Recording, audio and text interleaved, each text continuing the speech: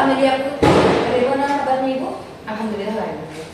Dan tentunya ada mahasiswa PPG yang sangat luar biasa. Ada Kak Suhaina, ada Kak Rizka, ada Kak Ulan, dan ada Kak Rilian. Nah, kali ini kita akan mengangkat tema yaitu desain perancangan pembelajaran. Bagaimana Ibu Amel kesibukannya sehari-hari? Untuk saat ini, kan ya seperti biasa sedang mengajar di kelas 10 di satu sekolah mata pelajaran bahasa Indonesia.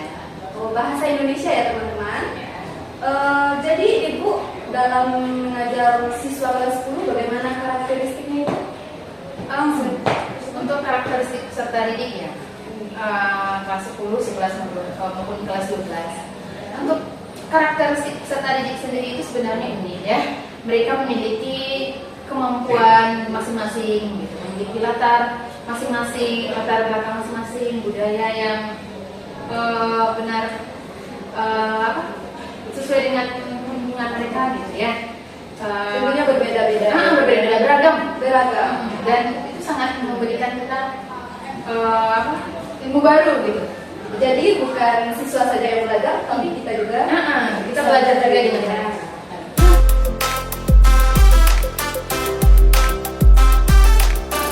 Ibu dalam bahasa Indonesia mengajar materi apa Ibu? Kebetulan sekarang kan udah semester 2 ya. Jadi materi yang diajarkan yang harus dicapai peserta didik adalah tentang teks puisi.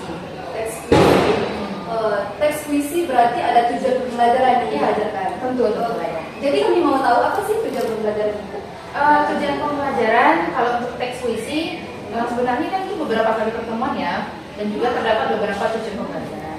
Nah, salah satu tujuan pembelajarannya itu adalah memahami diksi dalam teks puisi gitu ya, teks puisi yang dibacakan. Jadi memahami diksi dan dalam tujuan pembelajaran kita itu adalah peserta didik yang mampu memahami diksi yang ada di dalam teks puisi, baik itu yang dibacakan maupun yang didengar.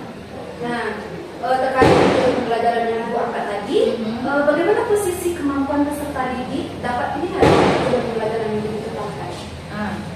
Untuk melihat tingkat kemampuan posisi peserta didik tadi itu dapat kita lihat ya pada pemahaman mereka, gitu ya. Apakah mereka mampu nanti mengidentifikasi, apakah mereka nanti mampu mengartikan, menjelaskan makna-makna kata atau diksi dalam puisi tadi, gitu. Dan apakah mereka mampu menganalisisnya nanti teks puisi, maksud dari teks puisi tersebut. Nah, tadi kan Ibu mengangkat tujuan pembelajaran memahami diksi dalam teks puisi. Ya. Mengapa Ibu memilih tujuan pembelajaran seperti itu? Alasan mengapa tujuan pembelajaran kita seperti itu. Sebenarnya tujuan pembelajaran itu kan kita dapat dari capaian pembelajaran ya. Kita ketahui dulu dari capaian pembelajaran. Apa capaian pembelajaran yang ada gitu. Baru setelah capaian pembelajaran nanti kita turunkan tujuan pembelajaran kita. Oh, berarti tujuan pembelajaran ini datangnya dari capaian pembelajaran. Iya betul. Nah, pertanyaan selanjutnya Ibu ya. Apa saja kinerja yang digunakan dalam tujuan pembelajaran yang Ibu tetapkan tadi? Kinerja yang dapat digunakan ya, yang peserta didik mampu menjelaskan kan tadi memahami itu tujuan pembelajarannya. Kalau kita paham berarti kita mampu menjelaskan, gitu ya. Jadi kinerja yang diharapkan nanti adalah mampu peserta didik tersebut menjelaskan. Kalau memang memahami diksi berarti mereka mampu menjelaskan apa itu diksi yang ada di dalam teks puisi tersebut, gitu ya. Pilihan kata apa yang ada di dalam teks puisi tersebut. Kemudian mampu juga nanti mereka tuh menginterpretasikan bagaimana pilihan kata tersebut itu mempengaruhi puisi itu sendiri gitu.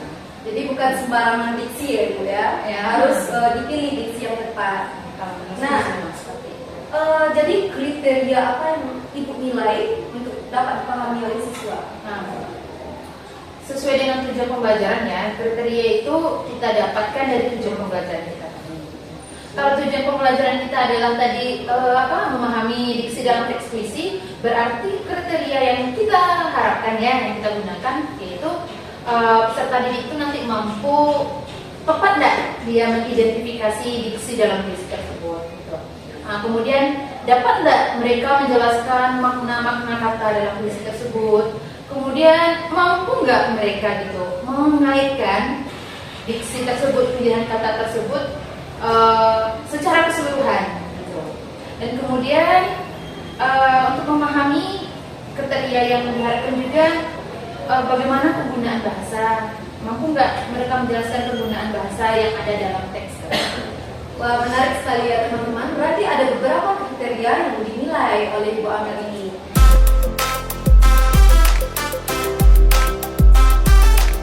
Nah, tentunya kita belum puas ya untuk menimba ilmu dengan Bu Amel. Jadi kakak-kakak PPG mungkin ada beberapa pertanyaan. Kita mulai dari Kak Suhaina Baktiar. Ya, boleh. Sebenarnya saya senang sekali bisa bertemu dengan Bu Amel pada podcast kali ini. Tidak lama sekali saya dengar nama Bu Amel di dunia pendidikan ini. Jadi saya sudah menyiapkan beberapa pertanyaan untuk bisa didiskusikan dengan Bu Amel hari ini. Oke, Bu. Ini yang pertama. Kira-kira bagaimana caranya kita bisa membuka pemikiran untuk melibatkan semua peserta didik dalam ide besar dan menunjukkan melakukan unjuk kerja gitu.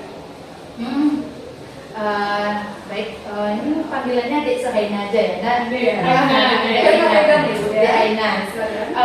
Dan pertanyaan Dek Aina tadi, bagaimana cara seorang guru berarti ya, seorang guru mampu memunculkan gitu, memunculkan ide-ide yang ada di dalam pikiran peserta didik gitu ya.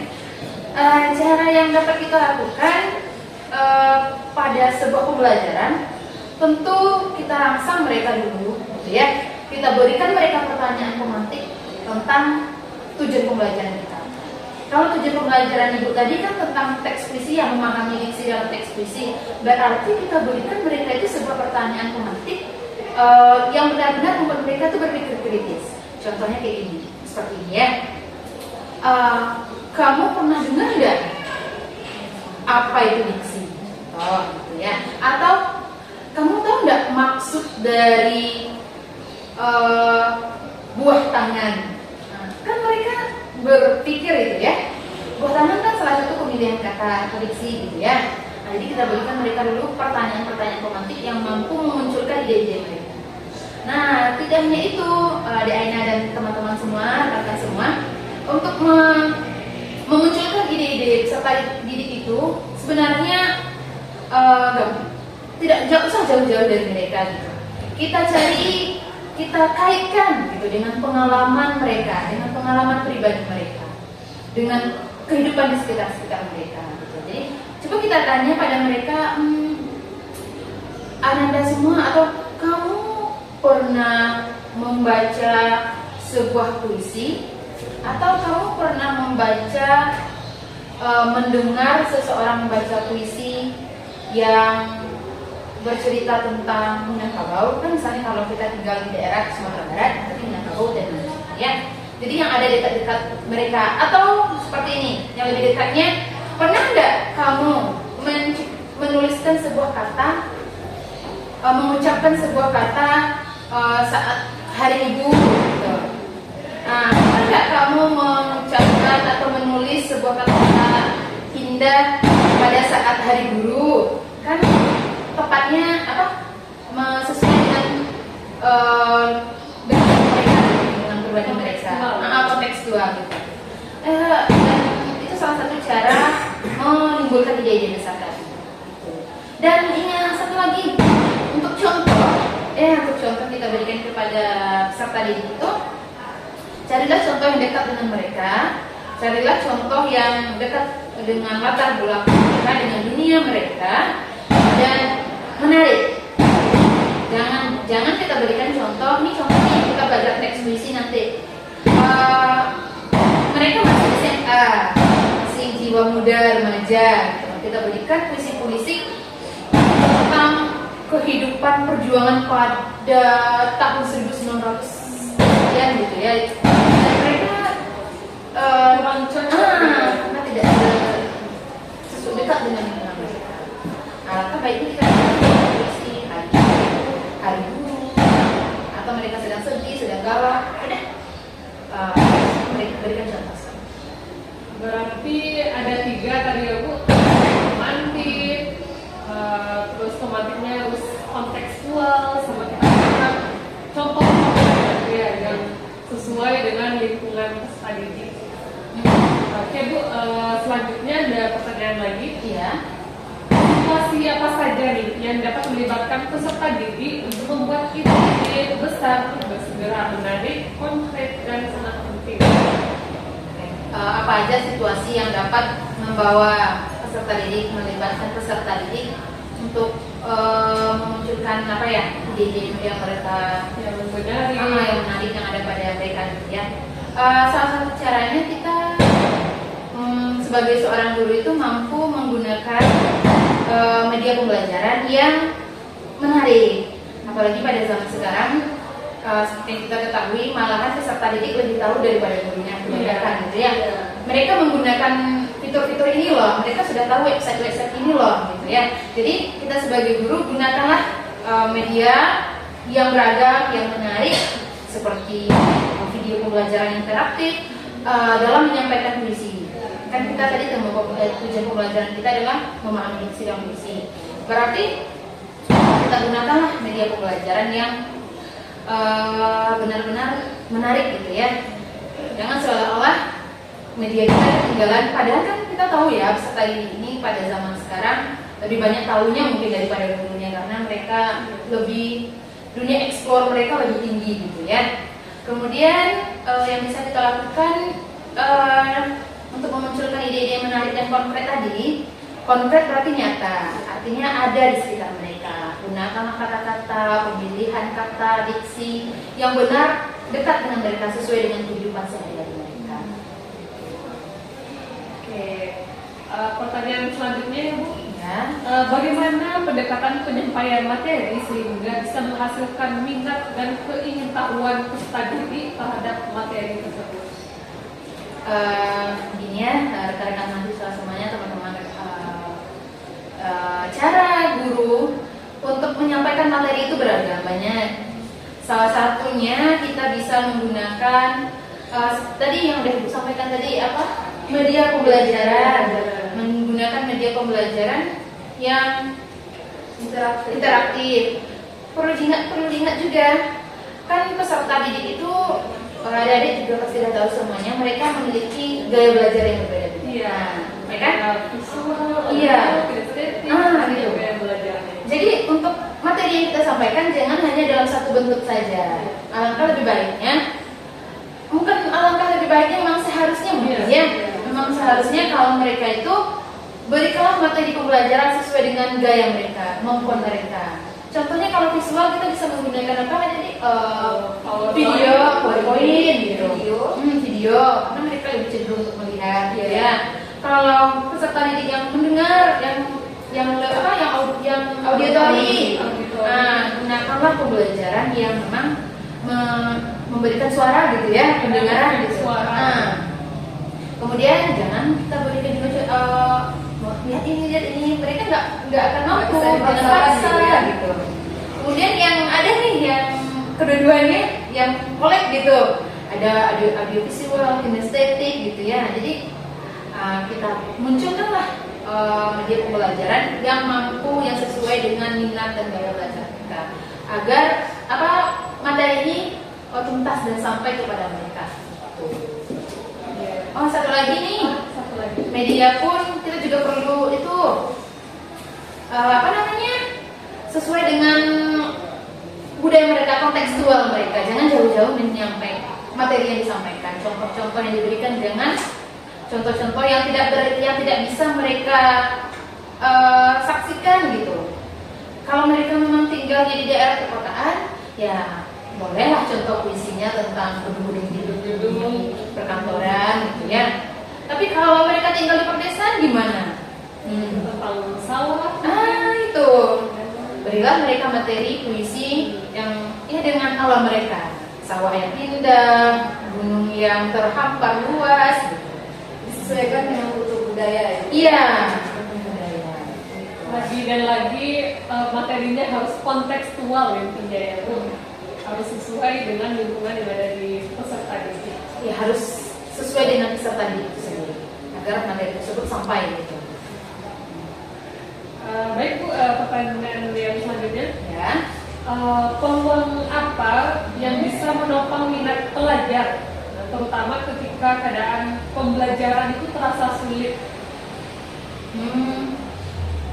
Berarti itu adalah dari peserta didiknya ini. Iya.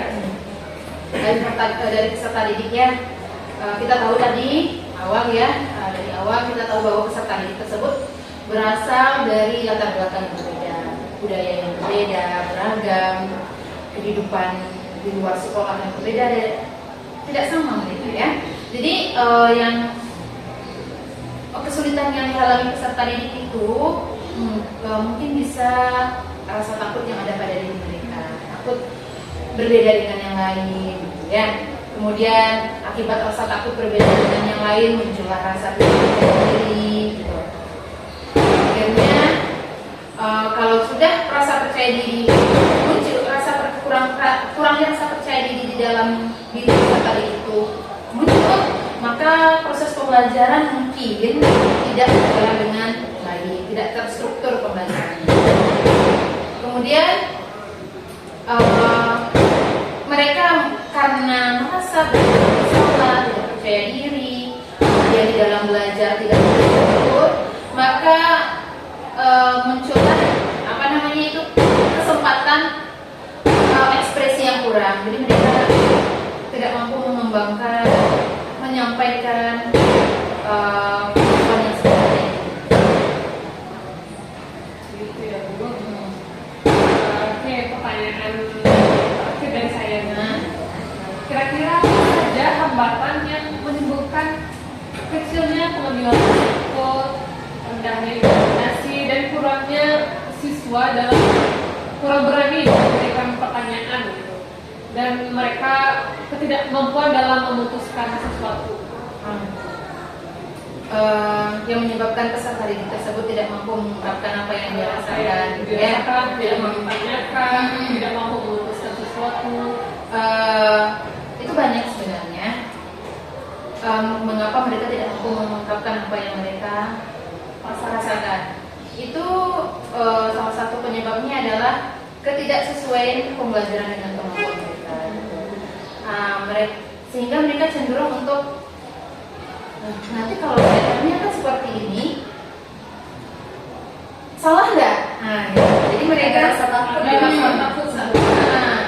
kan mereka nggak sesuai. Contoh tadi pembelajaran kita tentang teks puisi, terus kita berikan mereka tinggalnya di desa ini, daerah perdesaan lingkungan sekolah kita berikan contoh teks puisinya yang bercerita tentang gedung-gedung tinggi, kehidupan perkotaan. Sebagian besar mereka tidak mengetahui lebih jauh kan.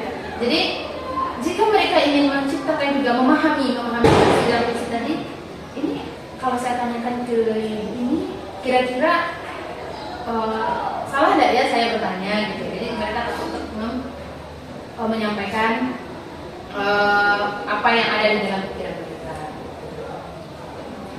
Gitu ya Bu. Jadi masih kembali ke konteks yang tadi, lebih menyesuaikan lagi dengan keadaan peserta didik, materinya lebih sesuai dengan peserta didik gitu ya. Untuk mendesain pembelajaran memang seperti itu. Lebih berpusat kepada peserta didik, mempertimbangkan peserta didik. Student center learning harus berpusat pada pesertanya. Karena pembelajaran tersebut pembelajaran yang bermakna. Iya. Terima kasih sudah menjawab pertanyaannya Bu.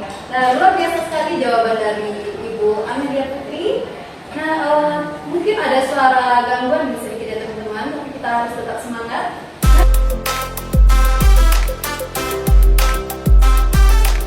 Nah, kita lanjut lagi dengan Kak Ulan, mungkin ada pertanyaan lain.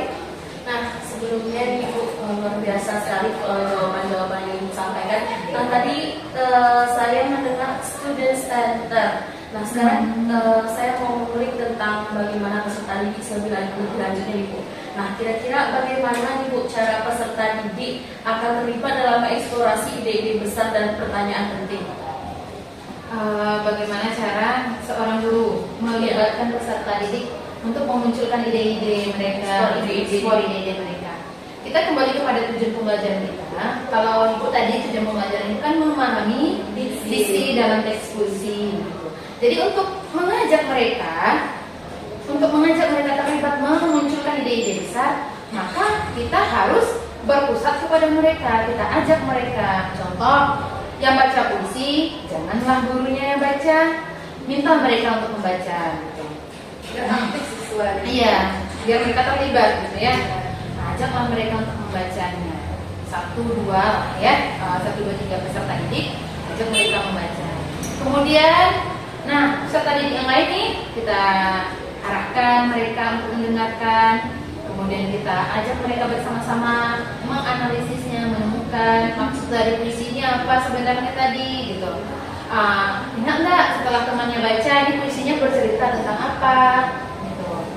Kemudian kita menemukan kata-kata yang jarang mereka dengar. Contohnya kan di dalam puisi menggunakan ajas, ya, ajas, kata-kata yang indah lah gitu, yang maknanya bukan makna sebenarnya, kata konotatif. Jadi kita ajak mereka maksud dari kata ini apa. Contohnya kayak gini dalam puisi.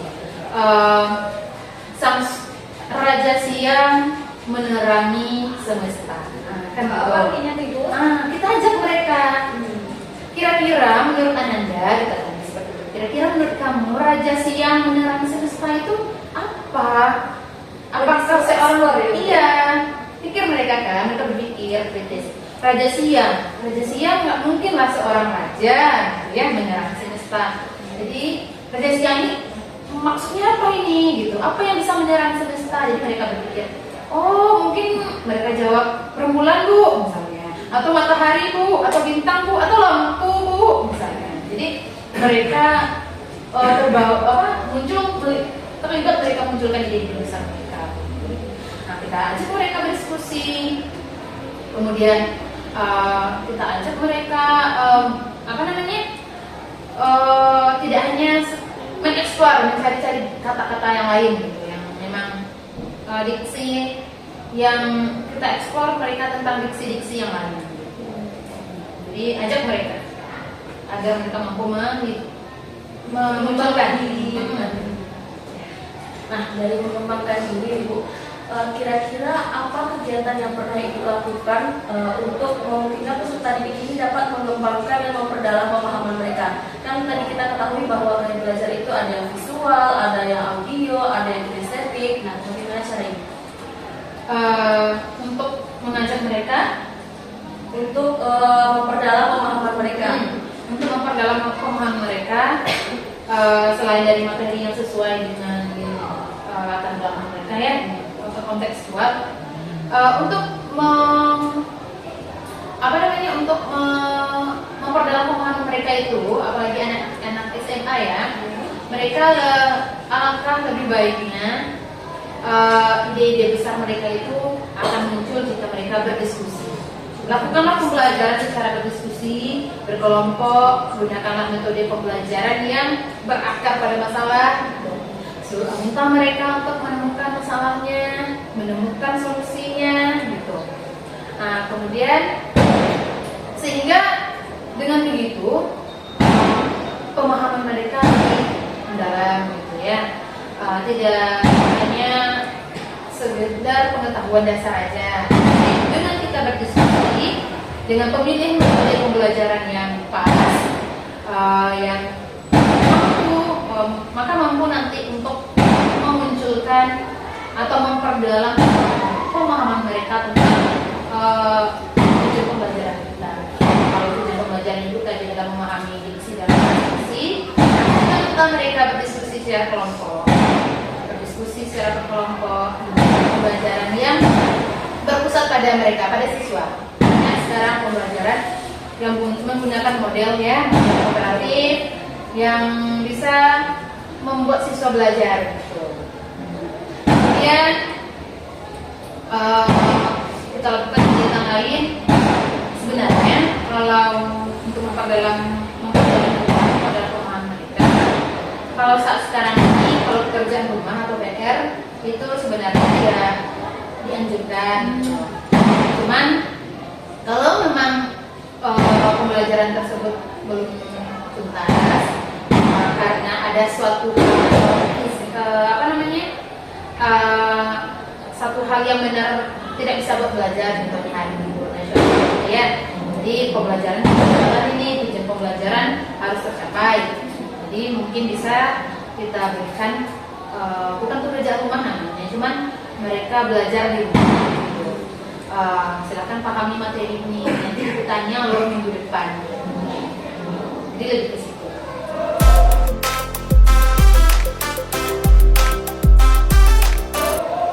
Nah, terkadang tentu ada peserta didik yang tadi yang tidak mau untuk menyampaikan apa yang sedang dia rasakan. Nah, bagaimana Bu peserta didiknya akan Ibu pandu untuk memikirkan kembali pemahaman mereka tentang suatu topik itu?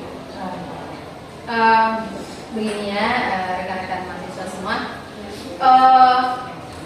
Untuk bagaimana seorang guru tersebut gitu memunculkan, mengetahui, memandu peserta didik tersebut untuk mengeluarkan pemahaman mereka gitu ya, dengan cara refleksi pembelajaran. Jangan lupa setelah pembelajaran itu, setelah materi itu disampaikan gitu ya, jangan lupa kita bertanya pada mereka, pada peserta didik. Lakukanlah refleksi, tanya pada mereka, bagaimana perasaan Anda belajar hari ini, apa yang Anda rasakan, atau suka enggak Anda dengan metode pembelajaran hari ini gitu. Nah, jadi mereka dengan kita tanya seperti itu, mereka mampu untuk menjawab gitu, jika kita tanya. Ya, lakukanlah refleksi setelah pembelajaran. Kemudian lakukanlah yang tadi untuk pemahaman mereka itu lebih bisa diketahui lagi, lakukanlah dengan diskusi, sehingga mereka dalam pembelajaran tersebut mampu bertukar pikirannya dengan teman-temannya gitu ya. Jadi kalau sudah mampu berdiskusi, mampu bertukar pikiran dengan teman-teman, otomatis mereka paham dengan pembelajaran tersebut. Dan terakhir, lakukanlah umpan balik dengan sesama teman kita. Contohnya kita sebagai guru, berarti dengan rekan sebaya kita lakukan umpan balik. Itu yang mungkin yang bisa kita lakukan agar mengetahui, memandu tentang pemahaman peserta. Pertanyaan terakhir Ibu, biasanya kan kalau mengajar gitu ada satu tujuan atau indikator yang tidak tercapai oleh peserta didik. Nah, bagaimana cara Ibu untuk melakukan revisi atau memberikan perbaikan untuk peserta didik? Jadi bagi yang tidak tuntas lah ya, kalau sekarang namanya ya rekan-rekan, cara yang dilakukan kita ya sebagai guru, hal yang bisa kita lakukan adalah memberikan kesempatan kepada mereka untuk belajar kembali, mengulang pembelajaran kembali. Contoh pada teks puisi tadi mereka tidak tuntas pada tujuan pembelajaran, nah kita berikan kesempatan mereka untuk mengerjakannya kembali, memahami kembali tugas tersebut. Jangan kita lepaskan saja, kita bantu mereka, bimbing mereka. Karena kita seperti kita ketahui tadi, semua peserta didik itu memiliki kemampuan yang berbeda-beda ya, tidak sama. Artinya teman yang satu cepat ini, teman yang dua santai-santai aja tapi bisa gitu. Nah ini teman yang ketiga udah fokus ini ke depan, tapi ternyata pembelajaran tidak tuntas gitu. Jadi berikanlah kesempatan, berikanlah bimbingan mereka untuk mengulang kembali materi tersebut gitu. Dan perlu berikanlah panduan yang jelas gitu, jangan lepaskan saja apa yang harus kamu lakukan ini. Kemudian berikanlah yang paling penting ya untuk peserta didik itu, kita sebagai seorang guru, berikanlah mereka dorongan, berikanlah mereka semangat untuk bahwa mereka sebenarnya mampu gitu. Cuman hanya butuh waktu saja. Nah, baik Bu, dari beberapa pertanyaan saya tadi, saya dapat menyimpulkan kalau dalam suatu pembelajaran kita perlu merefleksi diri, perlu untuk memancing supaya peserta didik itu mau menyampaikan apa yang mereka pikirkan, dan juga kita tidak boleh lupa itu memberikan revisi atau perbaikan bagi peserta didik yang belum mencapai indikator yang akan dicapai di tujuan pembelajaran. Wah, tentunya kita dapat ilmu baru ya teman-teman.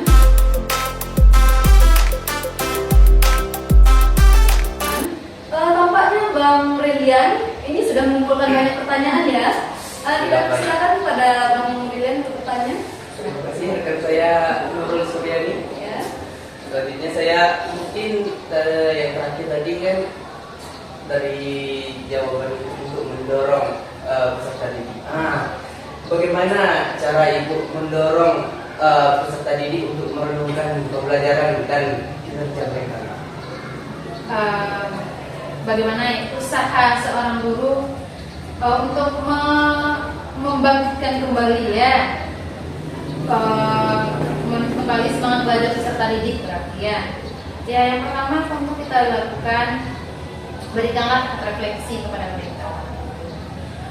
Kemudian kita tanya, berdiskusilah bersama mereka tentang apa yang telah mereka pahami dan yang belum mereka pahami. Jadi kita berikan diskusi bersama-sama, menentukan cara bagaimana meningkatkan pembelajaran tersebut. Nah, mungkin dengan cara seperti itu peserta didik mampu mendorong peserta didik dalam meningkatkan pembelajaran. Masih Ibu, ini ada pertanyaan lagi nih. Bagaimana cara Ibu membimbing peserta didik dalam penilaian diri, evaluasi diri, dan penyesuaian diri? Sebagai seorang guru, bagaimana cara kita membimbing peserta didik dalam penilaian mereka, dalam evaluasi diri mereka? Nah, kita gunakanlah karena penilaian ini sangat penting ya, penting. Jadi kita memang membutuhkan, kalau penilaian itu membutuhkan penilaian yang jelas gitu. Beri penilaian jelas apa yang kita nilai dari mereka. Kalau penilaian sikap, gimana mereka dalam bersikap, berkata, berbuat, harus jelas gitu. Kemudian pada penilaian pengetahuan, apakah mereka telah memahami tadi tujuan pembelajaran tadi, harus jelas apa yang harus kita nilai gitu. Apakah mereka mampu menemukan solusi gitu, apakah mereka sudah mampu menjelaskan dan memberikan contohnya, harus jelas gitu. Karena penilaian itu bukan hanya sekedar penilaian saja. Rekan-rekan semua juga udah tahu mungkin ya, bahwa penilaian itu adalah umpan balik juga bagi seorang guru untuk pembelajaran berikutnya gitu. Tidak hanya untuk penilaian saja bagi guru, tapi memang cara atau salah satu cara yang bisa dilakukan guru untuk pembelajaran yang lebih baik kita. Jadi harus jelas penilaiannya seperti apa. Gitu. Ada pertanyaan lagi nih Bu. Bagaimana peserta didik akan terlibat dalam evaluasi diri akhir untuk mengklarifikasi diri, menetapkan tujuan masa depannya, dan memiliki semangat belajar? Bagaimana cara seorang guru ya peserta didik tersebut terlibat aktif pada saat evaluasi diri mereka, evaluasi diri akhir loh. Berarti kalau akhir seorang guru alangkah baiknya melakukan refleksi, karena refleksi itu kan pada akhir pembelajaran ya. Refleksi pembelajaran tentang apa yang telah mereka dapatkan, tentang apa yang telah mereka pahami. Harus lakukan itu refleksi agar terlihat evaluasi akhir dari peserta didik. Identifikasilah apanya, kekuatannya, identifikasilah pemahaman mereka. Apakah mereka telah memahami materi tersebut, atau masih kurang memahami, atau sama sekali tidak memahami. Jadi dengan melakukan refleksi tadi, nah kita mampu, atau seorang guru mampu mengetahui evaluasi akhir akhir gitu, penilaian akhir diri peserta didik. Kan kita tujuannya bagaimanapun dalam pembelajaran itu ya, tujuan kita peserta didik. Oh, berarti yang ditanyakan Bang Glenn sudah dijawab ya, Bang? Ya?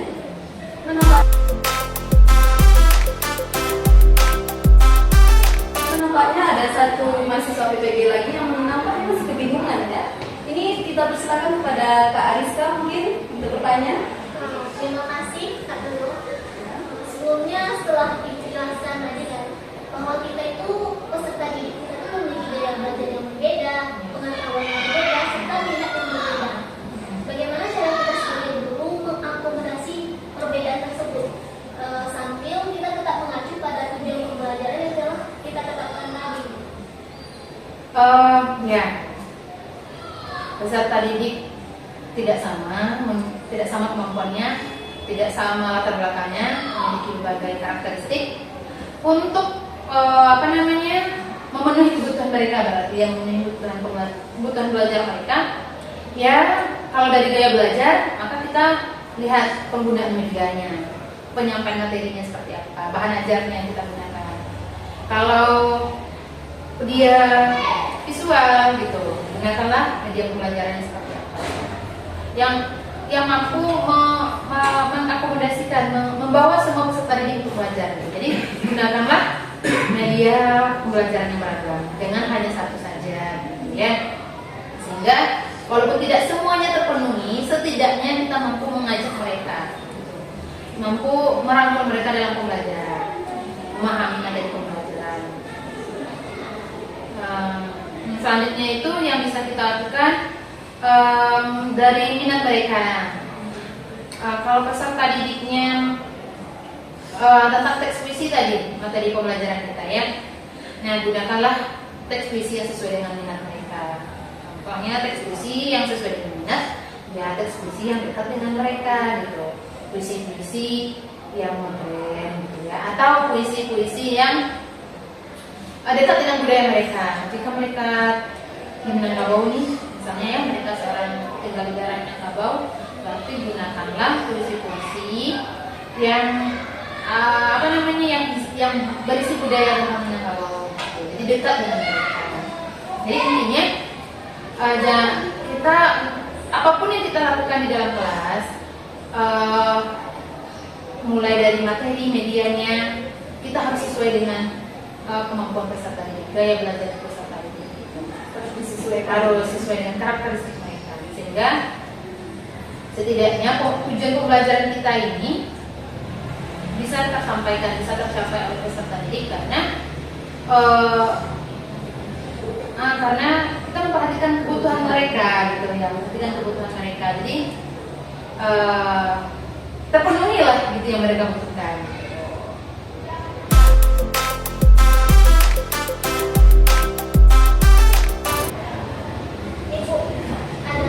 Pertanyaan dari teman yang di belakang layar.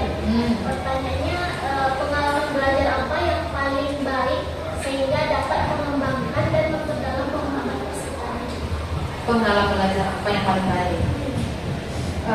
Pengalaman belajar yang paling baik adalah ketika peserta didik mampu menyampaikan, mengeksplorasi, menemukan hal-hal gitu ya, ide-ide yang ada di dalam pikiran mereka.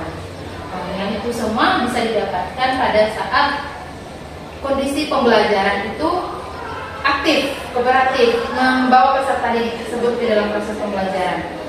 Intinya, pengalaman belajar yang paling baik itu adalah pengalaman belajar yang berpusat pada peserta didik, yang mengajak mereka berdiskusi, mengajak mereka menemukan solusi, mengajak mereka berbagi pendapat dengan teman, menemukan dan pembelajaran yang dekat dengan mereka, yang kontekstual, yang bisa, yang terkait dengan dunia nyata mereka gitu. Contohnya seperti puisi tadi kan, dari sampaikan juga ya, gunakanlah puisi-puisi yang dekat dengan mereka dan lainnya.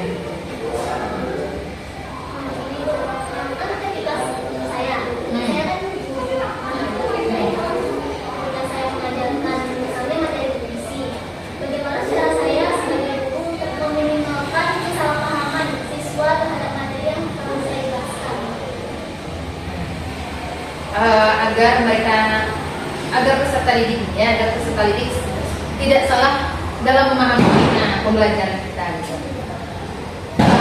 Cara yang kita lakukan, yang paling penting kalau tentang memahami puisi ya Nanda, diksi dalam puisi, otomatis agar kesalahpahaman tersebut, maksudnya agar mereka mampu memahami materi dengan baik, ini ada masalah. Alangkah baiknya gunakanlah materi puisi atau contoh puisi. Kembali lagi, yang relevan, yang nyata, yang dekat dengan mereka, sehingga mereka mengetahui dan memahami materi pembelajaran. Gunakanlah puisi dengan pemilihan kata yang dekat dengan mereka.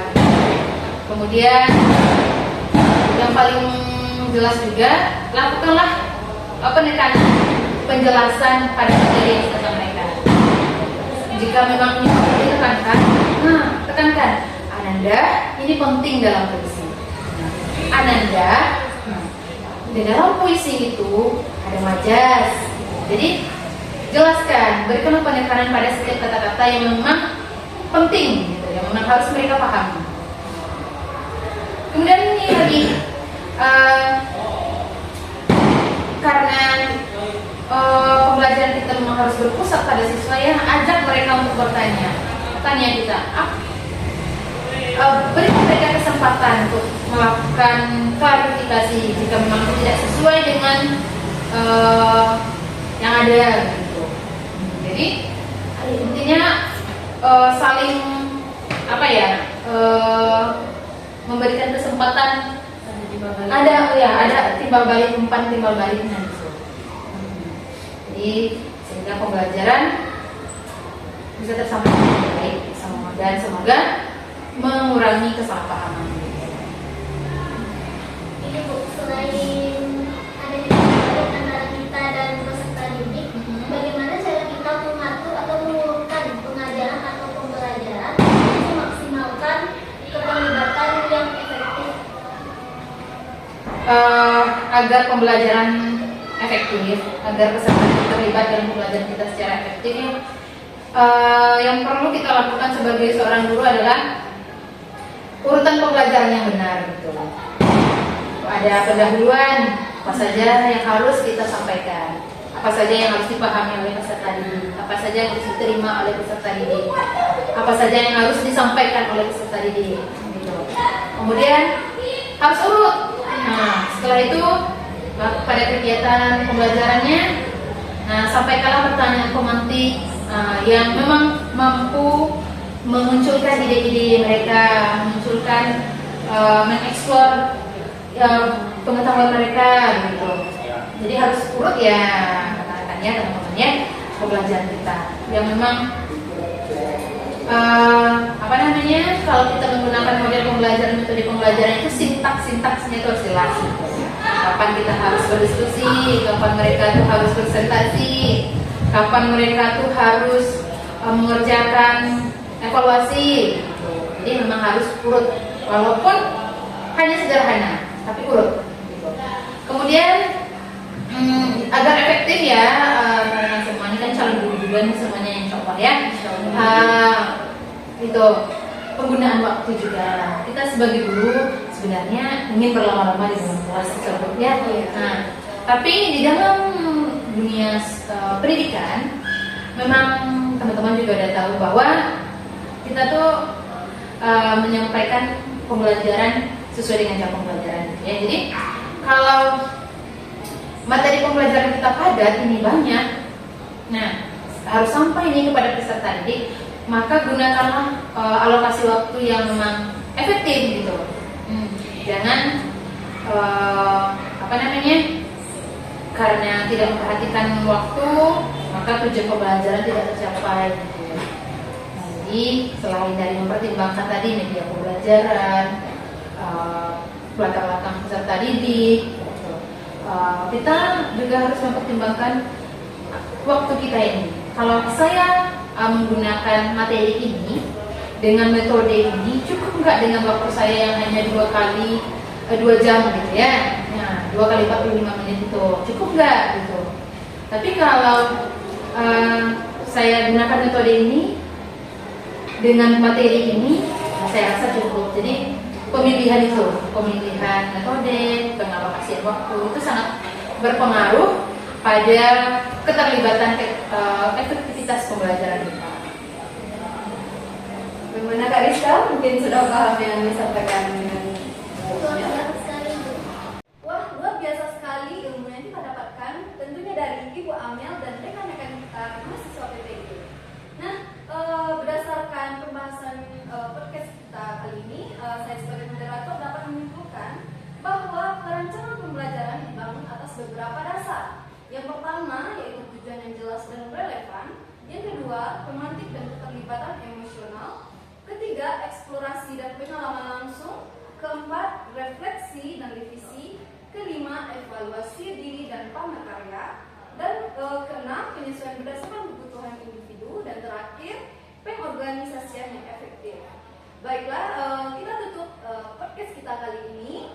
Suara pendidik Mencerdaskan